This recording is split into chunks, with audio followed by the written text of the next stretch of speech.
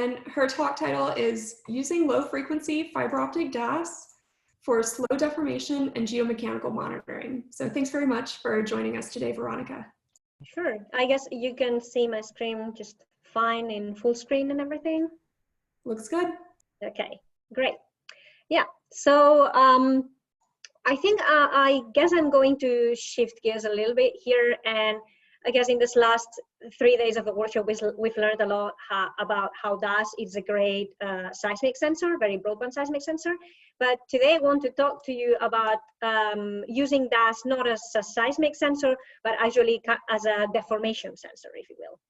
So, and this is, well, I am presenting this, but this is work by a lot of people who I will be naming as we go through the presentation, as I'm going to talk about different case studies.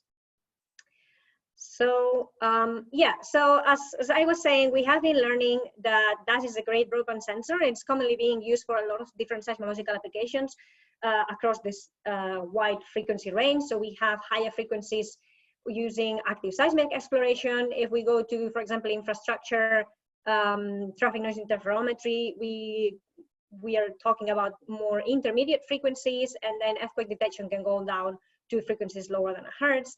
But we also learned the other day from this nice introduction to the DAS principles that Nate was giving on day 2, that actually some of the empirical studies that have been looking at getting the instrument response of DAS empirically have shown that DAS is actually flat down to very, very low frequencies. And you can see that, for example, here in Lindsey et al.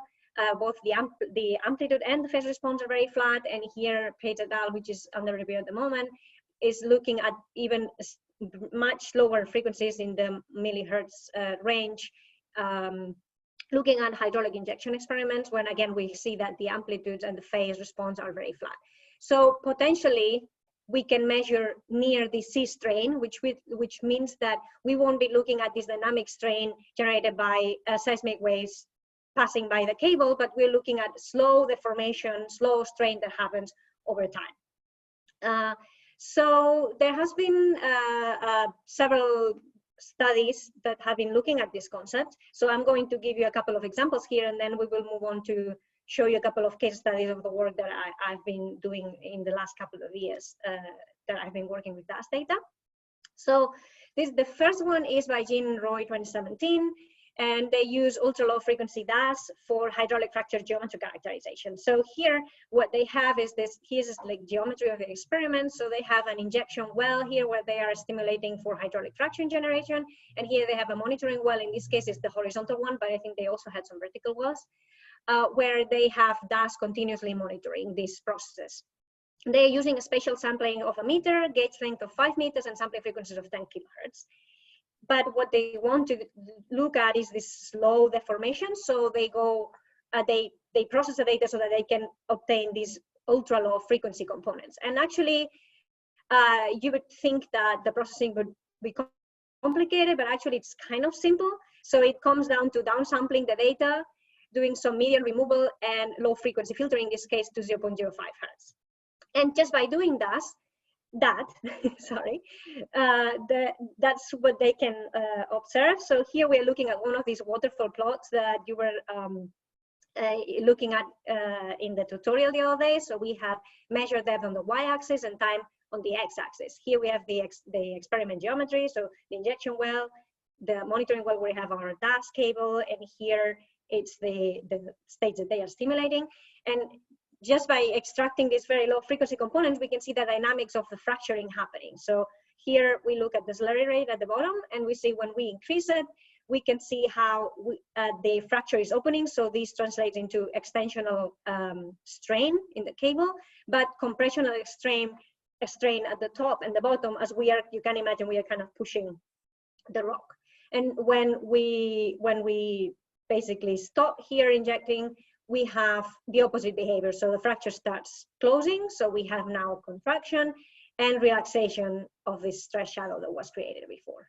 And you can even go one step further and temporally integrate this data to obtain strain, which is kind of the absolute value of the strain that you are inducing by fracturing.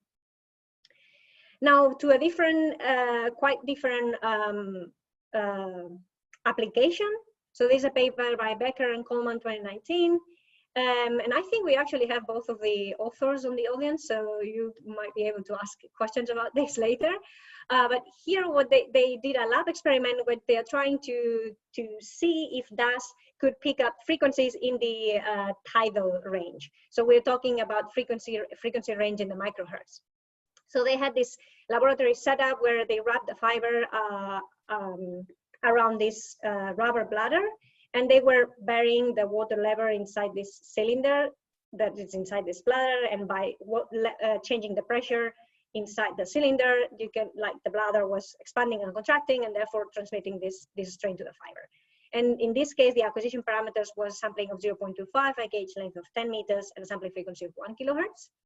And the processing is, again, kind of simple and similar. They were converting from the strain rate to displacement rate, calculating the mean over the entire fiber length, so to increase the signal to noise ratio, and then a temporal integration to look at displacement.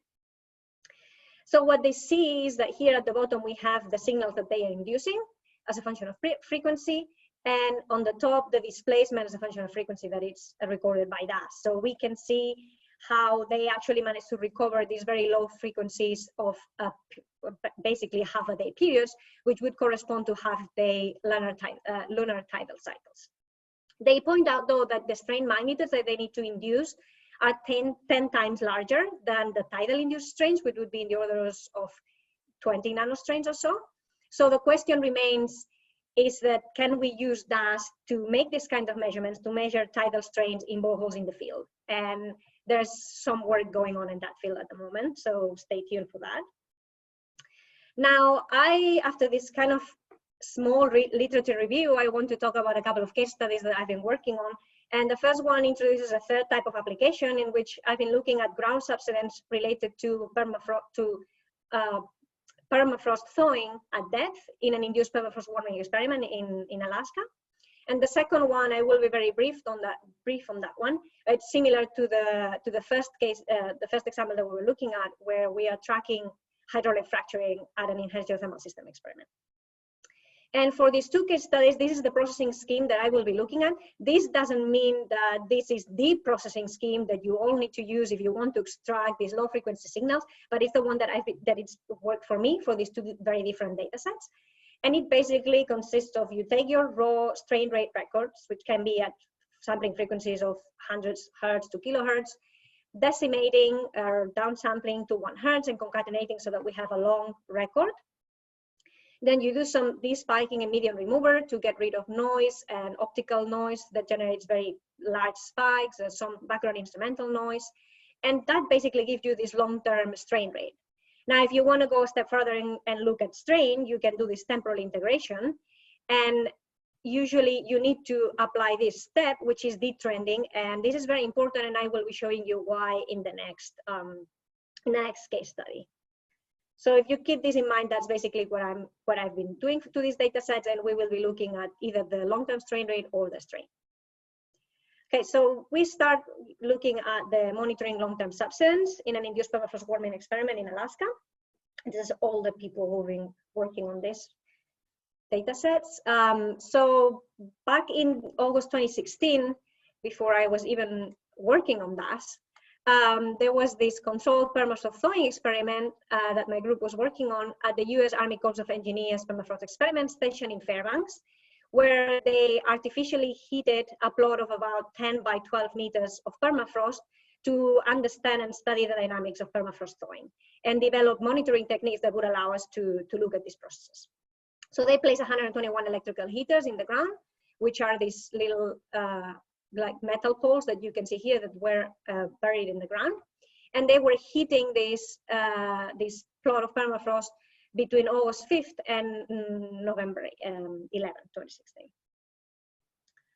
So there was, as I was mentioning, a large array of monitoring instruments that they deployed here. So this is where this is the study area. The little red square here is the heated plot. And if we zoom in there, we have these black lines here correspond to a 4,000 meters long 2D array of fiber optic cable that was continuously deployed in this kind of crossing profiles fashion. And this was continuously recording DAS, but also distributed strain sensing, which is supposed to give you the static strain, and DTS, which is distributed temperature sensing. And for DAS, we were using a channel spacing of 1 meter and a gauge length of 10 meters. And now we had other type of instrumentation, and for us, it would be interesting to compare our DAS observations with thermistor arrays, which are telling us, this is basically just telling us if the experiment was a success or not, did we actually hit that up or not. And then mechanical deformation measurements, electronic distance measuring, and LiDAR, to look at the ground deformation related to this thawing of the permafrost at depth. And for the DAS data in particular, we were acquiring between August 5th and October 4th. So this is just the temperature data from the 2 borehole thermistor arrays here, which are showing you that yes, success, we actually heated this up, and the temperature increases from slightly below 0 to 25 degrees at depths of about 3.5 meters. And we lowered frost table by 1.25 or 1.5 meters, depending on the region of the heated plot that you are looking at. Now, these are the mechanical deformation measurements. So we are looking at the electronic distance measurings at the end of the experiment here on the left. In the center, a LiDAR image with the contours of the EDM on top of it, which is again for the last day of the experiment. And here we are looking at a cross-section for the EDM measurements across this profile A to A prime. So we can see that we managed to induce up to 10 centimeters of subsidence over the period of heating. And by looking at the cross-section, we see that there is some visible ground subsidence starting around August 22nd or so. So our question was, can we use DAS to record this long-term strain related to the ground subsidence as well? So what you're looking here at the top is strain for this profile B, which is crossing the heated plot in this area. So what's important to notice here is that I have done all the processing that I was showing you earlier, but I have not done the detrending. So I stopped at the temporal integration. And this shows you that we have this very long-term negative strain where we go from 0 to strongly negative strains. And that doesn't seem to be much to see inside of the heated area, which would correspond to this part of the profile. If we now produce the same image for line A, which is our reference line, which is outside of the heated area, we can see exactly the same. So there doesn't seem to be any difference. So we see both profiles are dominated by this long-term strain, negative trend. And by analyzing the data, we realize that this is basically a combination of 2 effects. One is the instrument drift, and one is the temperature. So temperature is kind of easier to understand. We're going from August to November, it gets cold, and then as we are contracting our cable, we are inducing this thermal strain that makes the cable contract, and that's why we have this negative general trend of the cable, of the strain that we observe. The other one is the instrument drift. So by analyzing this data, in the case of this instrument, which was a Silixa IDAS instrument, we could see how we had a permanent negative mean for most of our data. So you can imagine when you cumulatively sum up all of that, you're adding up these negative strains, and you get to this very, very strong kind of negative trend. Now, you may think, well, why don't you remove the mean? And the thing is that this is kind of tricky, because if I remove the mean, I also end up removing the effect of what I actually want to see, this long-term effect of this long-term strain. So if we now going to look at individual channels, in line B, we look at one inside the heated area, one outside the heated area, and then we're going to take the mean of all of the channels in line A, which is our reference profile. So what we can see here is black is channel A, and blue is line A, and blue is line B outside of the heated plot, and they are basically the same. So we are assuming here that they are these 2 portions of the cable, they are affected by the same external factors, which have nothing to do with the ground subsidence. Now the red line is what we observe inside of the heated area, and we see that it has this extra residual negative strain that starts sometime around August 25th, 26th, and we are wondering if that could be the subsidence signal. So if we assume that that is the case, what we want to do is subtract these from this. So line A from line B, so that we get rid of all of these common effects that we are not interested in, and we are left with this residual subsidence. So this is what we've done here. This is again line B, but where we have removed the mean of all the channels in profile A. And now we can see how in the area of the heated plot, we start seeing this negative signal that becomes more and more negative as time goes by, starting sometime on August 25th or 26th. So we are thinking, and also note that now the magnitudes of the strain are much smaller, are in the order of 1 to 2 millistrain, and before we had like 30 millistrain.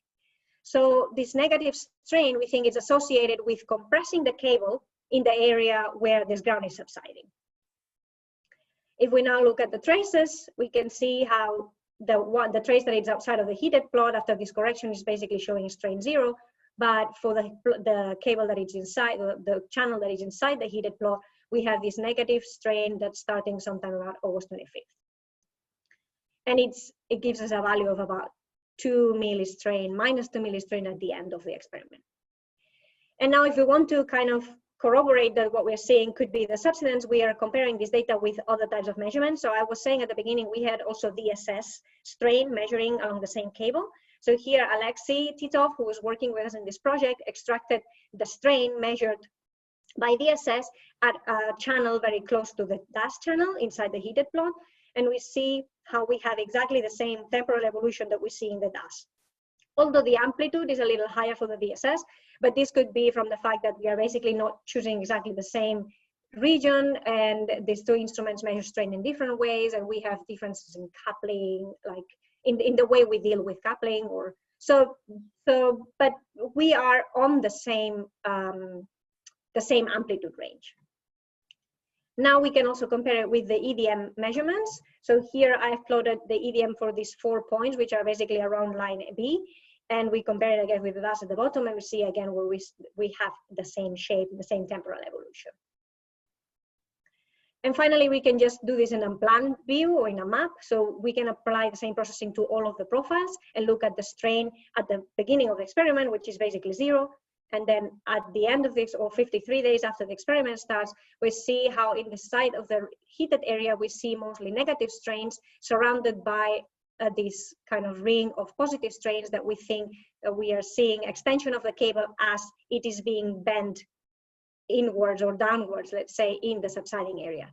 Now, there are some inconsistencies here. For example, we have these positive strains inside the heated area, which might not make sense.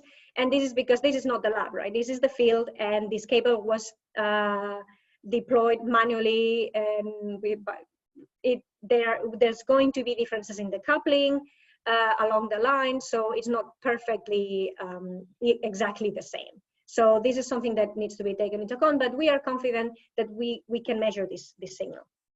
And now, very quickly, the last couple of minutes or so, I just want to touch on the second experiment, which is very similar to the first one that I was describing. And in this case, we are looking at the COLAB, EGS COLAB project, which is a DOE-funded project looking at improving our understanding of hydraulic stimulation in crystalline rock for enhanced geothermal systems. And here we have, this is the setup of the experiment. This experiment is in the Stanford Underground Research Facility in South Dakota in a mine. This is the experiment setup where we have, this is the drift of the mine. And we have an injection and production wells, and the black lines are monitoring wells. There are 6 monitoring wells where we have cable, fiber optic cable to monitor continuously for DAS, DSS, and DTS. So we have one continuous cable that is going inside one borehole, and then it loops at the bottom and it goes back up, and like that for each borehole. And here we use a 1 meter channel spacing, a 10 meters gauge length, and a sampling rate of 1 kilohertz or 10 kilohertz, since we were bearing that. And something that is important to remember when now we're looking at the results is that the hydraulic fracture hit this well here, well E10T, which is the closest to the injection borehole. So our DAS signal is going to be stronger there. So this is what we obtain. Now here I'm looking at strain rate this time, and we have at the top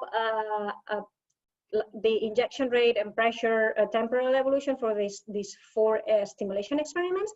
And here again, another of these waterfall plots where we have distance along the cable on the y-axis, time on the x-axis, and each of the boreholes where we have, this is where the cable goes inside, it loops at the bottom, and it goes up again.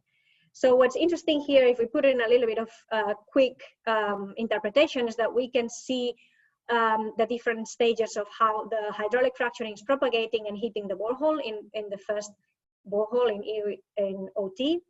So we have the fracture approaching, fracturing, closing, and then the fracturing reopening the three next stimulations. And we see some difference in the quality of the data, and that's because of the difference in the sampling frequency. And what's interesting is that we don't only see that in the borehole that we're fracturing, but we also see it in all of the other boreholes that are surrounding this volume of rock. So we are basically, what we think at the moment we are seeing is this porolastic response of the other boreholes. So we are basically seeing this volume of rock deforming as we stimulate. And this is for the strain rate, but I feel like these plots are slightly more complicated to interpret. So I like looking at the strain rate first, and then, but it's interesting to do this temporal integration because then we can get these absolute values from the starting of the experiment, and we can compare with other data such as the DSS, which is something that we are doing now. So this is basically working in progress. And this takes me to a little summary. So I would say that, as I was saying at the beginning, DAS is a very extremely broadband sensor that can be used for dynamic strain measurement in seismology applications, but we can also think about it as a deformation tool that we can use for geodetic, geomechanic types observations. And extracting the low frequency component can be relatively simple, but there are lots of challenges and things that we need to take into account before we can do interpretations and quantify the amplitudes of what we're seeing. So effects such as this instrumental drift, thermal strain, coupling are going to be important for when we are looking at these amplitudes. So best practices we go to the field before we go to the field could include, for example, instrument calibration, making sure that we have a very precise record of the temperature along the cable, but also around our instrument.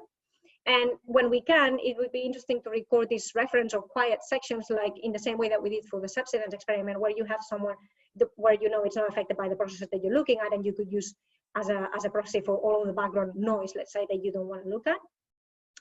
And finally, we need more experimentation. We need more experiments on this kind of low frequency DAS in different kinds of applications with different instruments, with different cables. So I invite you to go out and do that and tell us what you find out, and then we can all learn from it. So with that, I'll take questions, and if you want to email me later, I will be very happy to answer any questions you might have. Thank you. Thanks very much, Veronica. So I'll read out a few questions from the chat. Feel free to keep adding questions in there. So first one from John, did you apply an anti-alias filter prior to downsampling? I think you probably did. Yes. Yeah, we always apply an anti-alias filter before. Yes. Yeah. There's another question from Gu. Was the fiber protected by liquid gel? Does the liquid gel release the long-term strain on fiber and damage the strain measurement? That's for which one? For which experiment? I think that this was asked during the permafrost. The permafrost one? Well, yeah. that I'm going to say that probably Nate or even you, Eileen, you might be more. Nate was in the field, so actually that's pretty bad. That's kind of bad of me, but I don't know the details of the because I wasn't there for the deployment. Nate, can you help out here? No gel. It's a aramid wrapped fiber. Right. Thanks. And then there were a couple of questions by Megan and Matt about the temperature. So for instance, can you use DTS to help pull out some of the temperature trends from DAS, or did you record the temperature of the IDAS to remove strain in the reference fiber? And I think when that's being mentioned, is it surface temperature? Is that good enough in this case, or does it need to be that subsurface DTS measurement? Yeah. So we had a MET station recording air temperature, and I tried to use that to correct, because before you do any downsampling or like filtering or the integration, you can see the daily temperature variations very strongly in the DAS data. I tried to use the air temperature to correct for that, and that was tricky. You don't really get the precision that you need to correct for that. Now, I tried to use the DTS temperature, and that's also kind of tricky because the way in which the DAS is going to record your temperature or the way in which it's going to respond to the temperature changes is kind of different to the DTS, and also we encountered the problem that we are not only looking at the temperature difference or changes affecting the cable, but also temperature changes affecting the instrument itself. So you have in the Silixa box, you have this reference cable that is inside the instrument. And if you have temperature variations around the instrument, the reference cable is going to change.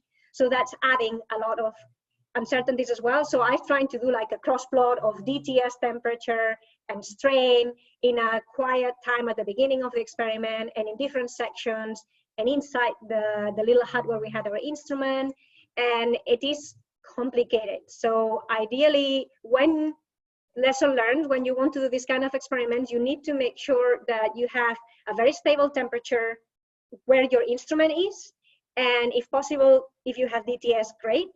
And having a very precise recording of the temperature next to your instrument is crucial, we found out. And we found out the same for the mine experiment, where your temperature variation is going to be less because you are in a mine, so it's more control, but still, even a degree of change can induce strain that you don't want to see because you're interested in the smaller strain caused by the mechanical process.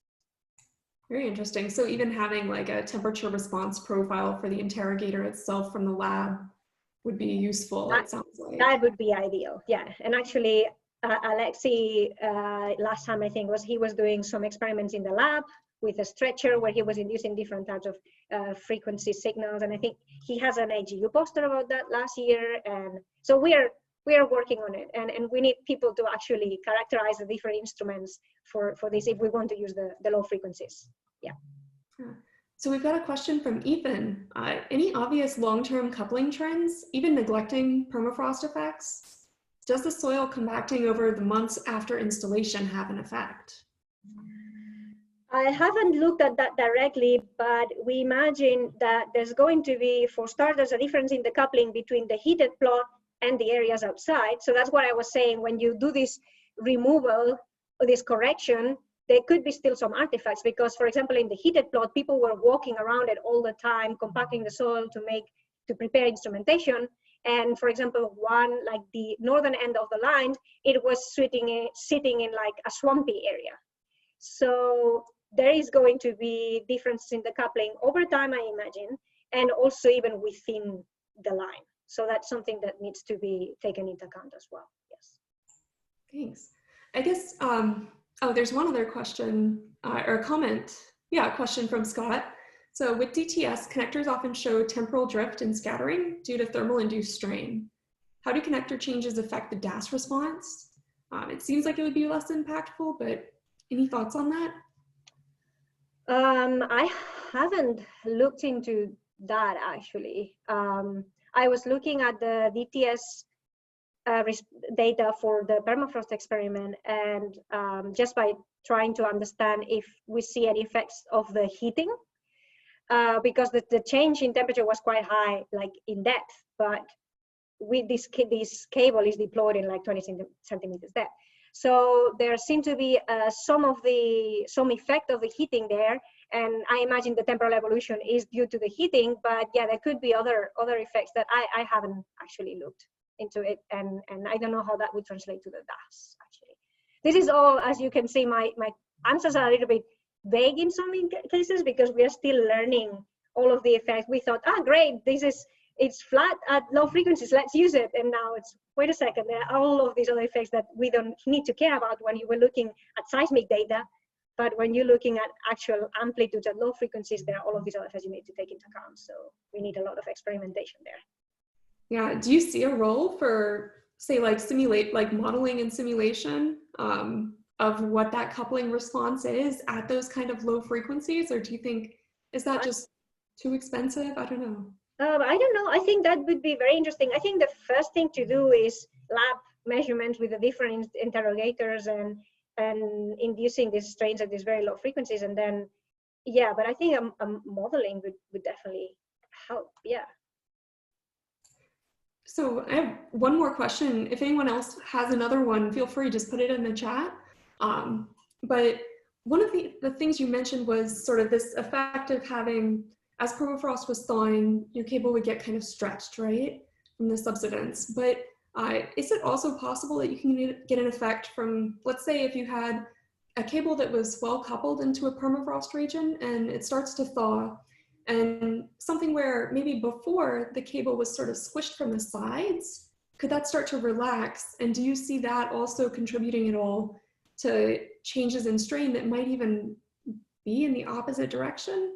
I imagine this could happen, but so in this case, the permafrost table was at like 4 meters deep. So what we are looking at here is just the soil basically going down. So the way I imagine this, and again, we're still investigating all that, but the way I imagine it is that it's like a sinkhole, right? Like your cable is going to go down like that. So you're going to contract your cable in the middle and extend it on the sides. But yeah, I imagine if you would have it in the permafrost, that would be an effect too. Yeah. So we have one more question from Adebayo. I noticed a line of low strain in the uppermost part of the difference section. What could that be? Any thoughts? I think that's probably an artifact of the difference in coupling. So I'm doing this removal thinking that everything is exactly the same outside of the heated area between line A and line B.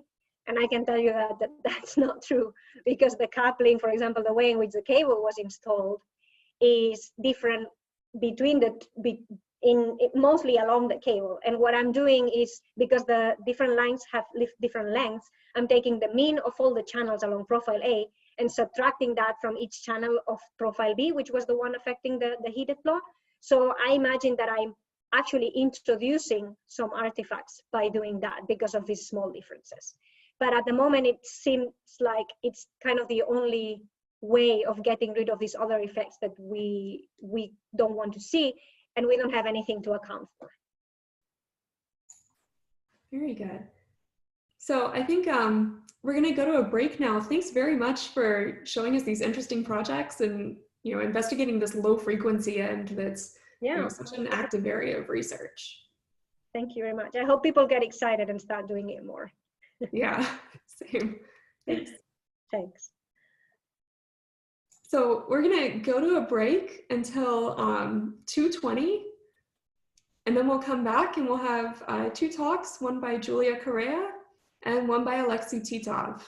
So see you all in about 10 minutes.